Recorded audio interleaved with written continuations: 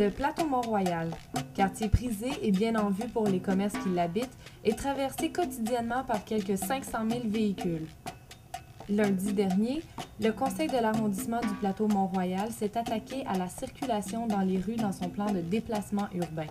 Brièvement, le plan vise à réduire la vitesse par défaut à 30 km/h en dehors des grandes artères, rendre les rues principalement piétonnières, réduire les espaces de stationnement et multiplier les dos d'âne et les terre-pleins. Carole Lehirez, rédactrice en chef du journal Le Plateau et résidente de l'arrondissement Plateau-Mont-Royal. Il faut savoir que c'est le premier plan de transport local qui est adopté à Montréal dans le cadre du plan de transport de Montréal. Donc c'est assez révélateur que ça se passe sur le plateau Mont-Royal. Michel Depaty, je suis directeur général de la Société de développement de l'avenue du Mont-Royal, donc qui représente les commerçants sur l'avenue du Mont-Royal entre les rues Saint-Laurent et Iberville. Et nous autres, on est d'accord avec la volonté de diminuer la circulation de transit, de faire en sorte que les résidents aussi utilisent moins leur véhicule. Il reste que 36 000 autos sur le plateau Mont-Royal. Et on comprend mal comment ça se fait qu'il y a encore 36 000 autos dans un quartier qui est très bien desservi au niveau du transport en commun. Les gens veulent avoir accès de façon sécuritaire à tous ces emplacements-là qui font la richesse de leur quartier.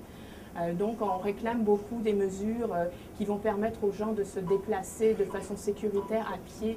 Il y a des bonnes choses dans le plan de développement urbain qui veulent diminuer la circulation de transit.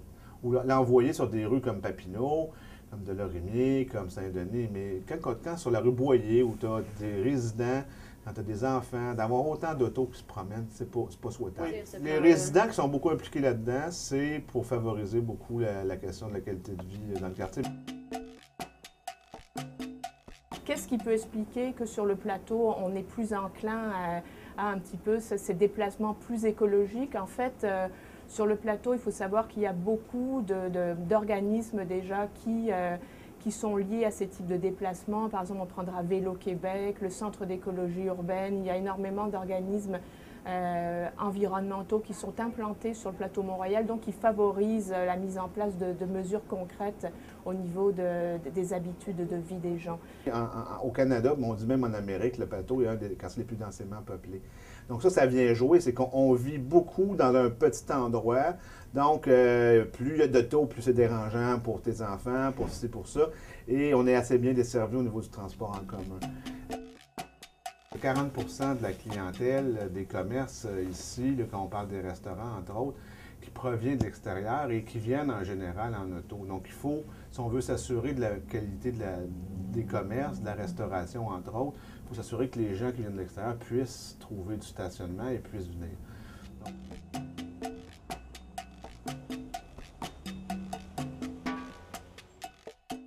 que ça va donner un coup dur aux commerçants dès le départ, mais après, je crois que les gens vont s'habituer puis ça va devenir un quartier qui est plus accessible à pied et par les transports en commun. Il ne faut pas s'alarmer, c'est la question il n'y aura pas d'impact négatif à court terme. Sauf que de la façon dont ça a été annoncé, ça a été alarmiste et les médias l'ont pris aussi. Donc ça, on peut le déplorer. Le quartier, justement, il est vivant, il y a plein de commerces intéressants, puis que justement, on favorise la marche. Ça invite encore plus les gens à se promener, que ça soit encore plus paisible, profiter des commerces, des restaurants, puis d'être relax dans le quartier.